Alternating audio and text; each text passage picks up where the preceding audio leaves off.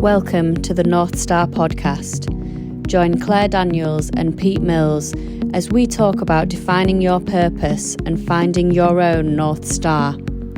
We'll be talking about inspiring stories, career highlights, and celebrating Northern businesses. Thank you for being part of our journey. We hope you enjoy listening. Hi everyone, and welcome back to another episode of the North Star podcast. I'm Claire. I'm Pete. And today we're delighted to be joined by another amazing guest. So I'm not going to take any of your thunder at all, Rachel. So welcome. Thank you. And please will you tell our audience a little bit more about you? Oh, blimey. So I describe myself rather unflatteringly potentially, but as a middle-aged, middle-class, meddling mother. That's my... Sounds like a book title. But essentially I've got a background in commercial leadership in tech, FMCG, particularly moving people offline to online. I had a passion for manufacturing because I did languages. And everyone assumed I'd teach when I graduated because they assumed that I stuck metaphorical fingers up. If somebody had said you'd make a great teacher, it would have been different, but I used that then to go into commercial, so export sales and marketing. And then from there, really, was in manufacturing, and you don't compete when you're exporting British manufactured products, you don't compete on price. So it's always been around value rather than price and that kind of thing. So I ended up in tech, as I said, FMCG, moving people offline to online, building up communities of audiences of 700,000, 500,000 consumers of Andrex Puppy Points, for example, Anchor Rewards Club, this kind of thing. Yeah. And then, so it's always been about the B2B to C piece, because one of the big things is if the end user isn't engaged, you've failed, and everything else, no matter how good your proposition, if the end user doesn't get it.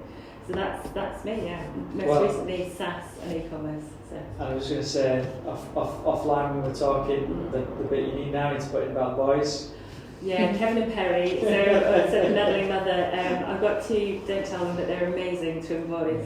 Don't tell them too frequently, but just coming out of the hormone side of things. So Kevin and Perry, and my husband, who's affectionately known as Victor Meldrew, because he is that the older he gets, the grumpier he gets, and he does not look or behave his age, but he's 23 years old enough, so I'm allowed to call him Victor. So, yeah.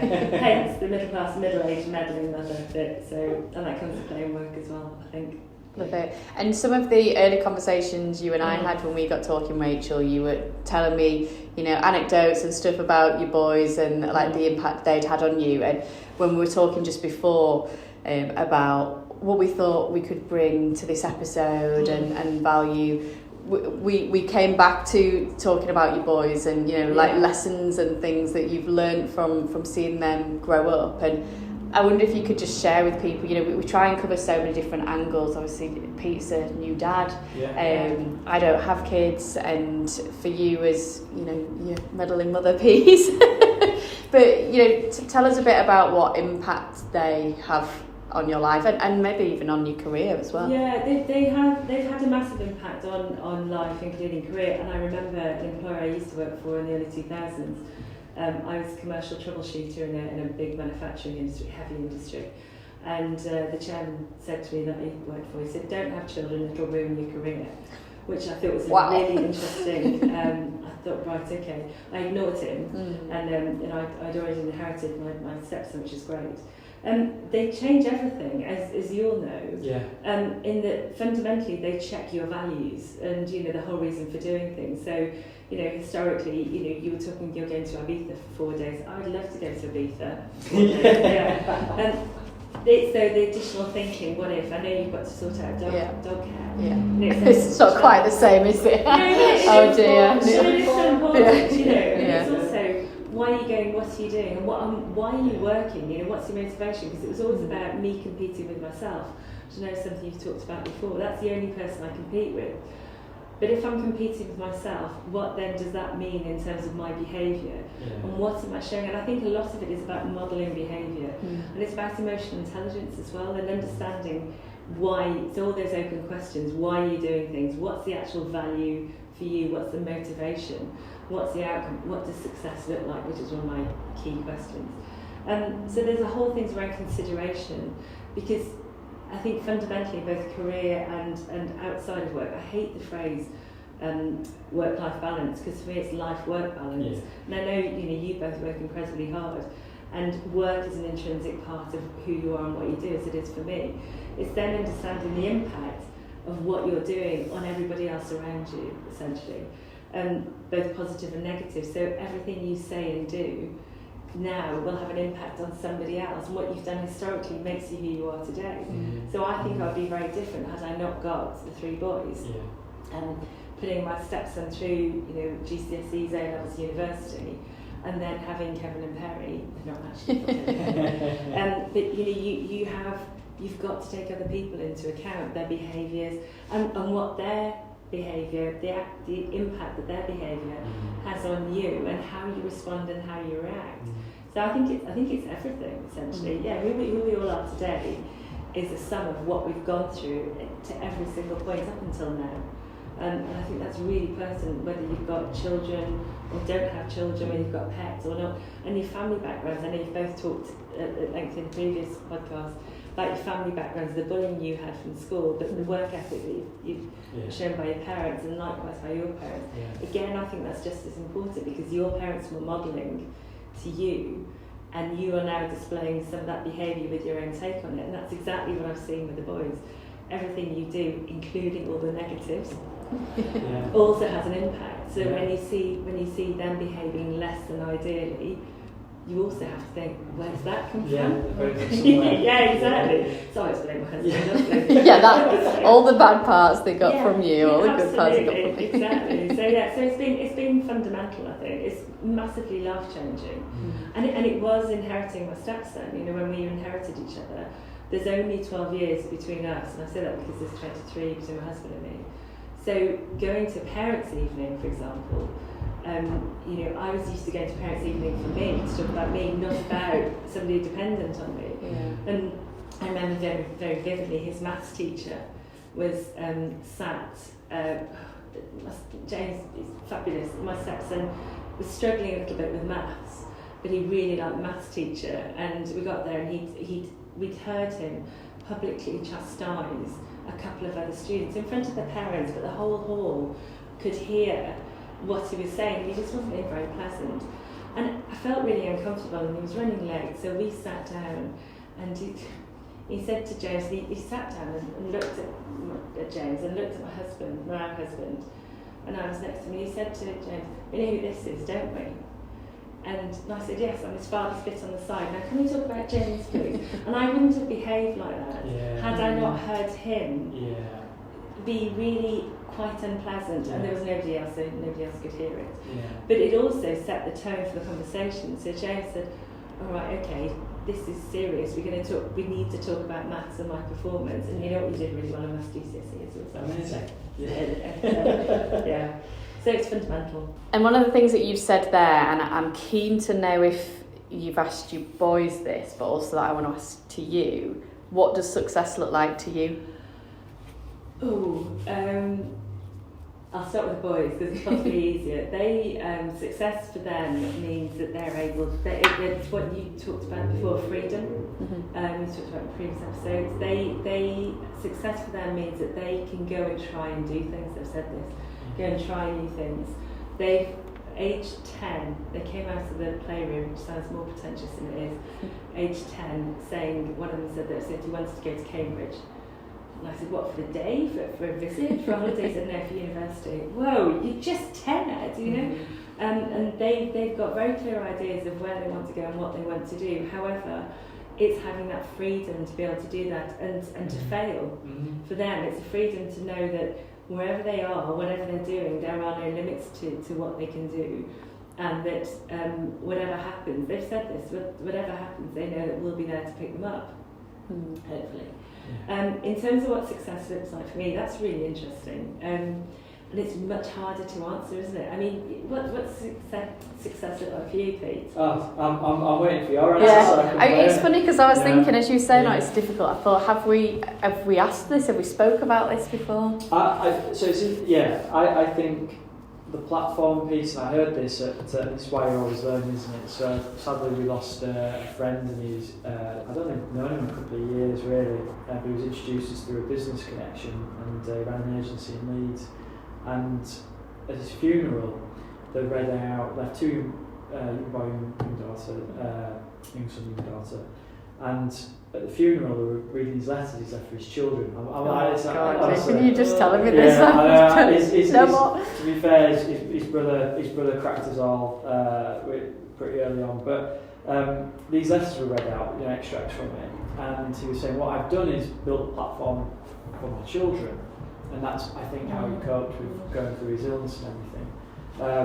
So what does success look like? I'm probably catching up with the idea of becoming a father, learning all of that, still not learning it, and probably prior to this, because we have chatted about this before, I was quite like, I'm driving myself, but I'm driving myself pretty hard, and that's why we started doing, one of the reasons why I started getting involved in this podcast with Claire was, what is my purpose? What is the North Star I'm aiming for? Because actually I'm working really, really hard, and I'm doing this stuff, but truly what am I doing it for? So I've kind of landed on, the bit I've now landed on really in a professional capacity is it's getting behind businesses that have an impact on people, on the planet, and yes, we have to make profit, but I'm really fixed around building the right companies with the right culture and have meaningful impact. Like Barcelona last week, the week before, we saved 120 acres of rainforest by engaging people on the stand and doing that. There's purpose, and people enjoy being part of that. On a personal side, if I'm being really honest, I'm still working it out. Yeah. What is that? I mentioned children, but I'm still figuring that out. I was a pretty selfish person before. I don't mind saying that. I had my own ideas and do my own thing. So figuring it out in one sense, work quite clear. What about you? It makes perfect sense. What about you? Yeah, it's interesting because as you were talking, I was thinking, I feel like there's the tangible and the intangible. When we're in this setting and you're trying to be aspirational for people, I'm like, success is like happiness and freedom. But then, if me and my husband are actually talking about, are we successful yet? we're on about really, what jobs are we doing? How much money have we got? What house do we live in? And I think you do measure success by that, to a degree. And it was funny because actually, as I spoke about in one of the previous episodes, my husband is actually a really huge supporter of mine. But he said to me, he's like, I wouldn't class you as successful yet. And I was like, I would. I thought, I was like, I think I am successful, but he knows where I want to go. So he's like, you would achieve success when you get there. But I don't think it's an end destination. I think I can be successful for 20, 30 years. I don't arrive at success. So I feel successful now because I'm happy with where I am now and what I've achieved. Yeah. But just because I know I want to be in a completely different place doesn't mean I'm not successful yet. I completely agree. And I think that's why it's so challenging, because it is a journey, because it changes all the time, doesn't it? Unfortunately, I was at a funeral last week, and it was my former German teacher. When I was at school, and I say unfortunately, actually it was one of the most life-affirming events I've been to, and it was the type of funeral I keep saying to people we should all aspire to, because there were so many people who talked about him from so many different areas of his life where he'd made a tangible difference, either by giving them time or by giving them, mainly time I think actually, and support. And he wasn't perfect, and there were some brilliant stories around him being particularly grumpy, for example. But that for me was success, that he's a life well lived. Yeah. And I think you're right, and I think it's then that definition, what does living well mean? So, knowing, my boys know that they are hugely loved, and that there is stability, and there's stability there. Yeah. And my husband, I said he's a little bit older, and for me, success with Pete means that he's not called Victor, he's called Pete. is about creating memories that last, and having fun here and now, both of us, and also for the wider family, because realistically he's really fit and well at the minute. We don't know how long that will last. He's 74. So just giving my own age away. And so it's a kind of ever evolving thing. You're right, the whole material piece. So financially, materially, I'm nowhere near where I would have liked to have been at as my dentist said yesterday, your phase of life, Rachel. Phase of life. Exactly. What exactly is that? What are we calling this phase? And so maybe materially, I'm not where I would have wanted to be. However, I look back and I don't regret anything, because that's also wasted energy. Why would you regret anything? Yeah. Because going back, you are who you are today because of what's happened and what you've done. So it is that evolving. What does success look like? So the next role I go into work-wise, I've got clear ideas of what that means, but also the output is not just the salary or the package. That is really important. It's also though that I can see I'm making a tangible difference to people in the team, so colleagues, as well as clients and the market as a whole. So it's giving you that purpose, giving you worth, self-worth. I think that for me is success. So it's interesting that it's not a destination. No. And I think particularly around the self-help industry, and I am kind of menopausal or perimenopausal or whatever at the minute, and it's now menopause is now a massive thing that's being spoken about, and it's about that this phase of life, about it's a different chapter, and it's what does success mean in terms of moving through that and opening up different opportunities and. Completely agree. Because this is the thing on the personal side for me where I'm still working it out, which is it's bringing the work and the personal life together. And I've shared on this with you, Claire, that I feel because my parents worked really, really hard when we were growing up, and didn't see them as much in the evenings because that's when those shops were open in the 80s, right? So and all that sort of stuff. And I spent a lot of time with grandparents. All that's fine. There's no sort of tears about it. It was a great childhood, but it's put a pressure on me that breakfast time with my daughter, I need to do it. I need to be home for bath time.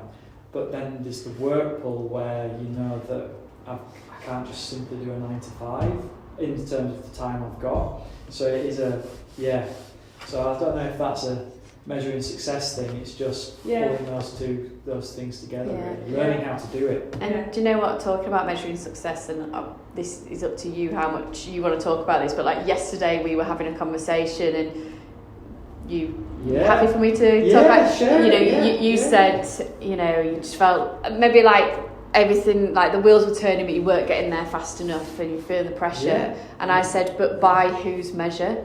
Because whose standards are you trying to keep up with? Like chasing my own ghost, really. Or the ghost is chasing me. And it's funny because I had dinner with a really good friend and mentor on Thursday night last week, who by any standards of success, he's blown it out of the park. But just chatting as just two regular people, he's got his own things he's trying to work out, and I just think, it's interesting. And I was asking him for advice, and we were doing vice versa thing, because I sometimes find with the pace that we're going at, I'll get to the end of the day and go, but what was really valuable?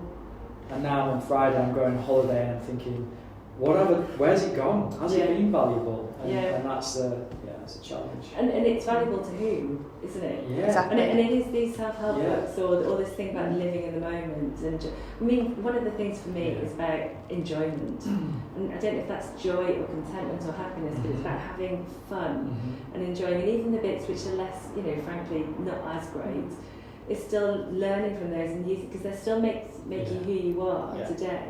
And I think that also, a lot of that comes down to learned behaviour as well as your own experience. So you'll see with your daughter, and you'll see with your husband as well, the fact that he said he doesn't consider you successful at the minute.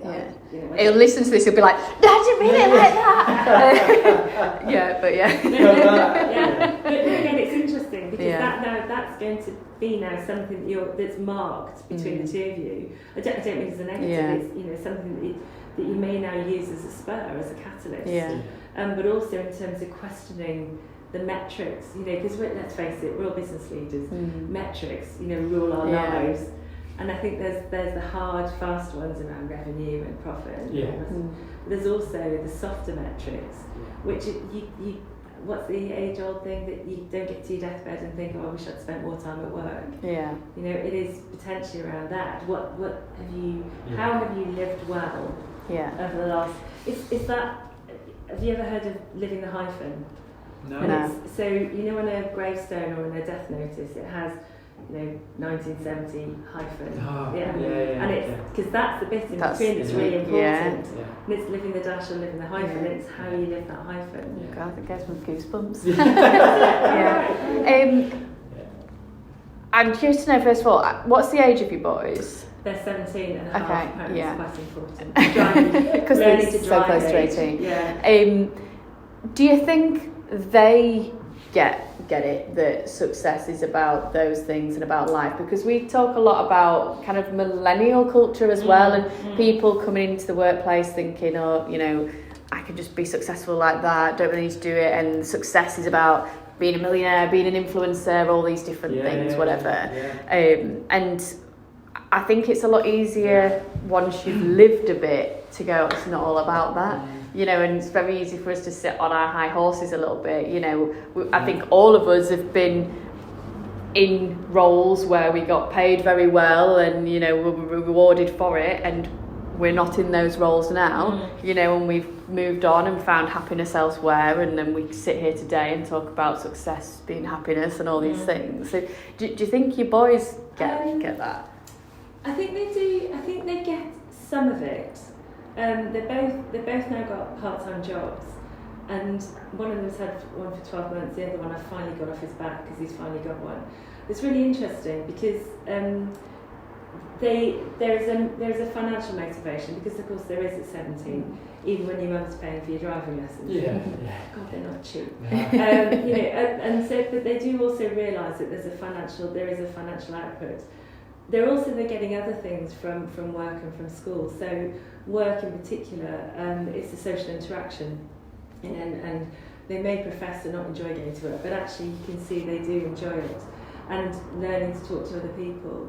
And one of them, he's potentially more gregarious and extrovert than the other one. He's just started working at Stagecoach Drama School on a Sunday morning, teaching 5-year-olds and below drama. Wow. Now, if you'd said to me, or if you'd said to him he'd be doing this, he'd have the class. But actually, I've picked him up because he hasn't passed his test yet, and picked him up. And he's beaming, and he absolutely loves this. And he was doing some coaching, some cricket umpiring, again, of under 10s. So he knows that there are things out there. He's the one who's going to rule the world, doesn't want to work for anybody ever and be a billionaire. So he's got a real financial goal. However, when you challenge him, it's actually around freedom. He's very tech savvy. It's about being his own boss. The other one gets it because he is heavily interested in politics, massively interested in politics. And success for him, I think, is around integrity, which obviously is pertinent at the minute. And he has always been much more aware of who he is and what drives him. He's the one who's decided at 10 he's going to Cambridge. Is he going to Cambridge? Who knows? He's going on an open day. They're both going on an open day. They may get there, they may not. But if they do, it's entirely up to them. It's such a lottery. But also, exactly. But if they want to go, then they know what they need to do. But they've also got the mindset now that if I don't go to Cambridge, there are other courses that are just as good that I want to do. So they've kind of I think they do. However, equally, there's science has proven, I think, isn't it, that the teenage brain settles down around age 25. Right. So we've still got another 7.5 years to go. And if I look back to when I was their age, they are so much more aware and savvy, and aware of the opportunities that are open to them than I ever was. I still don't know what I want to be when I grow up. They have, fairly good ideas. So I think possibly, I don't know if they'd articulate it like this. If they watched this, they'd probably, I can imagine what they'd say actually. But I think it goes beyond the pure material. And also the school they're at, I'm chairman of the governors there, hence the meddling bit. It's a massively varied socioeconomic background, massively. There's one of the poorest housing estates in Europe is in the catchment area, and then half a mile up the road is a massively affluent area. And so they've already seen the impact of different financial backgrounds that can have on their peers, whether that's pupil premium free school meals in terms of, not having breakfast at school, right? Exactly, not having a bed, bed poverty is a real thing. And the impact that then has on academics, so during lockdown as well, homeschooling, how many students at that school didn't have the wherewithal to actually be homeschooled, you know.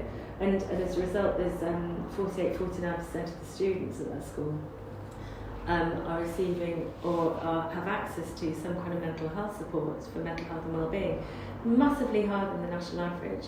However, I'd argue that's because the school is massively aware of it. Overuse massively there, but is hugely aware and is providing support because they've been aware of the need for this. So is it a cause or effect type thing? But my sons and their peer group are aware that if they are struggling or if there is anything, they can go and talk to somebody, and that for them is also a success. Does that? Yeah. You're not supposed to does that make sense? No. Yeah. I think the other thing as well, because we were talking about this, obviously recruiting younger people into the business, and there's a lot. It's funny actually. I think we would. For Chris' business, we were talking to someone who's a good friend of mine. She runs a recruitment agency, and we were talking about expectations versus reality. And actually, people who have come through, they've had a year in work, and now what they want is salaries. And there is a bit where I think there has to be a correction, and we're rebalancing and all the rest of it. But then there is that of, is that really a salary you should be asking for? Because you've just had a year of experience, that's it, and uni before that or whatever. But in Chris, we've recruited 2 people who didn't go to uni, and they're coming through. One's 19, Sean's 22, and they're just flying. So, and they're not carrying a weight of expectation either of what has come at university, which I think is quite interesting. They just want to get on, and they're not carrying 50 grand worth of debt as well. Exactly, and, and I think my boys want to go to university because that's what they want to do. And I think for both of them, potentially the social side of things as well as it's also the courses because of the routes they want to go down. 1 or 2 of their friends are looking at apprenticeships, you know, kind of equivalent to degree level. I think that's great, you know, and I think success is that freedom to do what you want to do. Choices, and I think they're also aware that they're very privileged.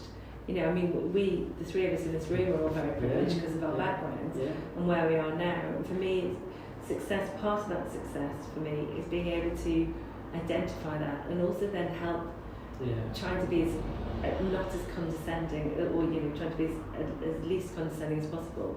Try and use that privilege to help others who are not in that position. Absolutely.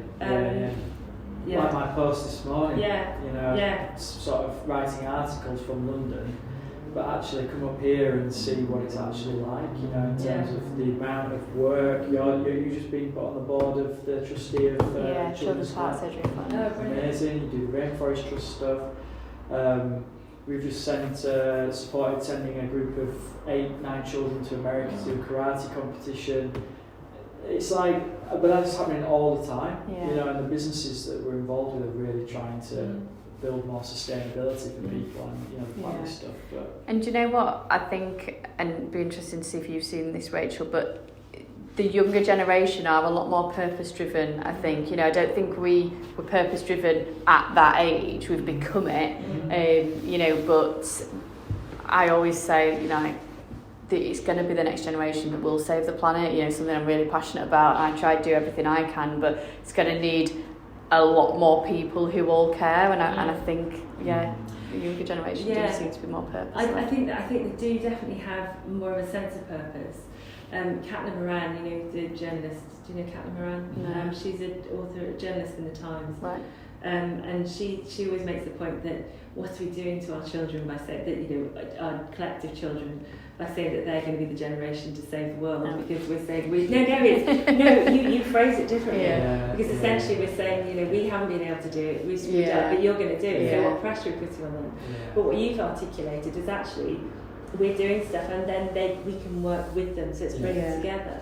And I think there's the other things that we're now always switched on 24/7. I think that's opened. I definitely think digital technology, the whole digital revolution has been a force for good. Clearly, there's some massive areas in there that need more marshalling. But it is that awareness of opportunity out there, as well as the awareness of inequality. So the whole Black Lives Matter, the whole anti-slavery movement. I've got a younger brother he and his family live in Bristol, and so the whole Colston statue thing for my boys was really quite pertinent and relevant. And the fact that it's only white colonial history that's being taught. You know, their whole within their group, massive group of friends, they've got various non-binary friends and trans. You know, it's irrelevant. It's completely opened up, hasn't it? Yeah. And how have you seen that in the businesses that you've managed? Increasingly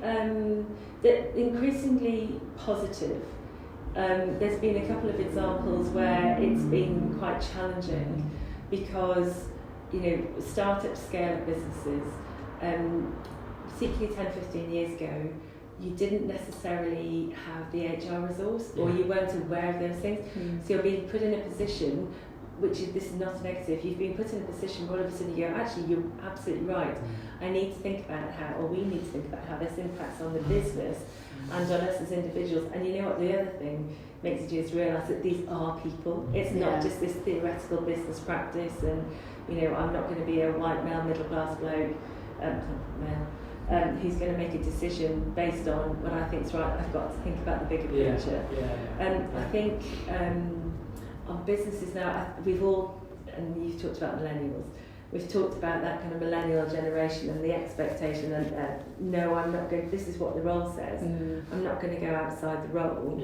I think that's both a positive and a negative.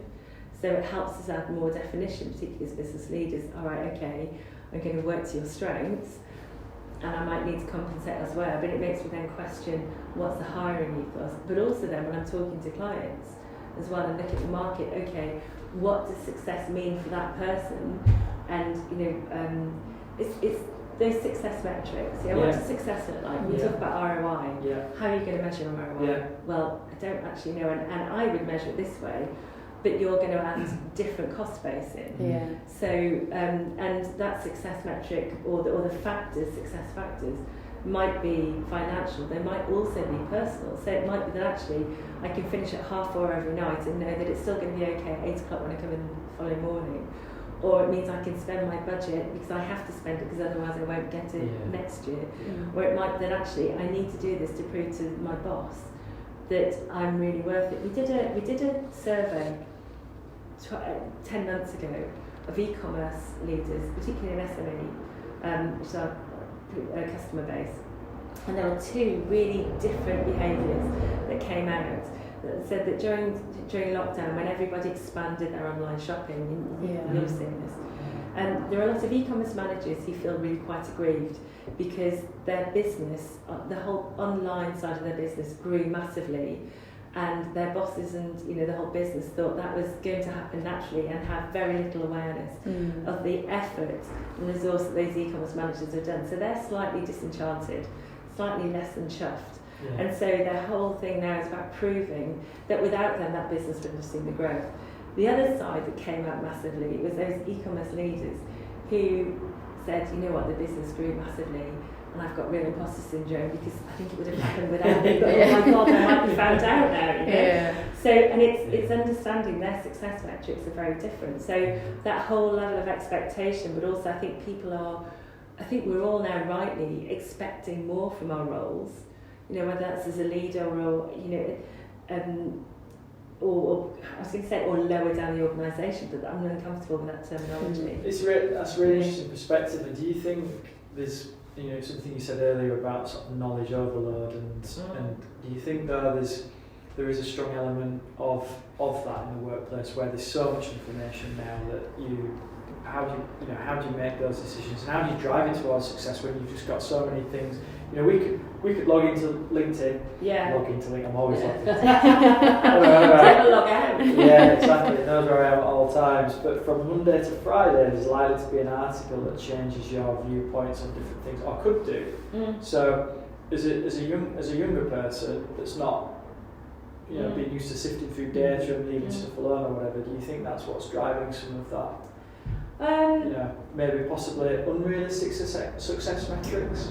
Well, there's the instant, I mean, again, you've talked about this, there's the instant successful entrepreneurs, instant. You talk or read any article with any overnight sensation, they've rarely been an overnight sensation. Yeah. You don't see the 10, 13, 15, 20 years of slog behind it.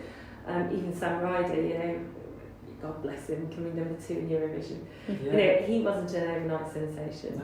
No. I think there's a lot of focus on the visual, on how does that look, and I think that's the Instagram interest. I think there's that impact. I think, and if it's not on YouTube, it can't be correct. There's almost that attitude. I think potentially what we lack or what we need more of is that critical challenge. Critical constructive questioning, which is, so what's your evidence? I'm a huge advocate of the BBC, right? Huge, because they have at least 2 independent sources to back, for verification of anything. And I think potentially that's what we lack with it being, always on 24/7. I think it is that constructive challenge. I think potentially that's what our generation, I'm lumping you two and me, can potentially bring to the table. And I think what the younger generations bring to the table is a more diverse skill set, potentially more of an open mind about things. And so it's that constant learning, that constant curiosity. I know you're really good at learning the whole time. You talked about headspace in the previous thing. That constant kind of challenging yourself. I think that's where age becomes less relevant. It's just our exposure to historical information and behaviour can shape. I think we can all live together quite well, but also the fact that my son's generation are probably in 20 years' time going to be doing, or even 10 years' time, doing roles that don't even exist yet. And for us, we kind of go, what the hell does that mean? It's a bit scary. Are we going to be obsolete? Well, maybe some of it is. We can learn from them though. So I think it's that shifting. And I think, I can't remember when you said it, or I read it somewhere recently, which is you can't just be expected to have respect for somebody or to be doing something because of your age or longevity of service. I think, and I know you've talked about this historically as well, being a young woman, successful young woman in other businesses. Age is less relevant, but it always was quite relevant. And you've been really successful selling out a business at a relatively young age. I know you think you're old. You're really not. And we've constantly had to fight against some of those expectations. These younger generations coming through don't have that. They're not encumbered by that. Everything's fluid. You take them as who they are as a person. And I think we can definitely learn from that. It's a really long-winded answer. No, we both sat there going. Well, sorry, go on. I was just going to say there's a couple of things because as we draw the podcast to an end, I would like to know, but I'm going to let you think on this one, so it's not totally on the spot. What you would hope your sons have learned from you and can go and take into the workplace. But something that's just stuck with me as you were talking earlier, you mentioned about success and then you mentioned ROI. I know those were linked because from a leadership point of view, those are things we measure, but we were kind of talking about personal success. And then I thought about personal ROI. And actually, is that a way we should think about with anything we do? So if I'm going to invest all my time in this work, when you look at what you're saying about getting that balance right, what is the return that I get? So actually, I don't know, it's just stuck with me that I think that could be a really interesting way that we think about things, that it's not bad to spend a lot of time in work as long as the return is worth it. So, the return will be this thing that I'm trying to achieve, or for you, Pete, the family life and the time you want to be able to spend with Marigold. So that's how you can then offset the struggle you've got with any time and investment that you've got. That'll be my driving home after today. What about you, Claire? What would it be for you? I don't even know. I just think it's just an interesting way to think about it, and I think I'll use that. When I'm doing other things, and you think, oh right, well, I've got to commit to this, or potentially when, at the moment, I know my next 2 weeks are manic. I'm moving office. There's so many moving parts in that because we're getting fit out done, got to sort out the energy, the Wi-Fi, the phones, all my team, we're about to go to the 4-day work week, we're implementing that. I've got a couple of projects in the business that I'm having to do, a couple of strategy pieces for clients. I'm going away, and you know, I've just got a lot on my plate, and I'm like, I've already committed to any possible time I've got to work at the moment, going to be working. Weekends, evenings, I just need to do it to get it done. But if I flip it round to myself and go, but what's the return off this time investment? And I go, oh, well, I can go and really enjoy myself when I go on holiday, and this is going to pay off because we're going to win these clients off the back of that, and the team's going to be really happy in the new office, and I can start offsetting that stress. It helps you balance it a bit better. I love that. I like how you phrase that, because actually this is leadership in action, isn't it? Because we're both going to be driving home thinking, oh, we've learned something today. But it is that I know I've reached a point where I have to really spend some time thinking about it, because it is a bit. I know there's a bit of chaos in there in how my week is, and then so actually I know the problem. I've shared it with everybody, but actually finding that is quite interesting. So to wrap up, I mean, keen to know your thoughts on the ROI piece, but then what would you hope that your boys were going to kind of take into the world of work that they've learned from you? Well, the personal ROI for me has always been about being able to provide for husband and sons, and give them the fun and enjoyment and memory making experiences, and give them the stability. And allow them to be children, because they are still children. They'll hate me for saying that, but they are still children. Does that include your husband? Yes, absolutely, and I come below the dog. So absolutely. But it is because he didn't have he hasn't had the easiest ride. So as soon as we got together, for me it was about okay, let's try and give him the lifestyle that I'd like him to have. That makes it sound really worthy. Don't get me wrong, we've had lots of fun in it. So, it's about making those memories. And for me, that's why I work. I work so that we can, as a family and a wider family and friendship group, do the things that we like to do. In terms of what my boys have learned, it's quite funny. They'd probably say nothing, but my husband and I have a very traditional, stereotypical 1950s relationship, but completely inverse.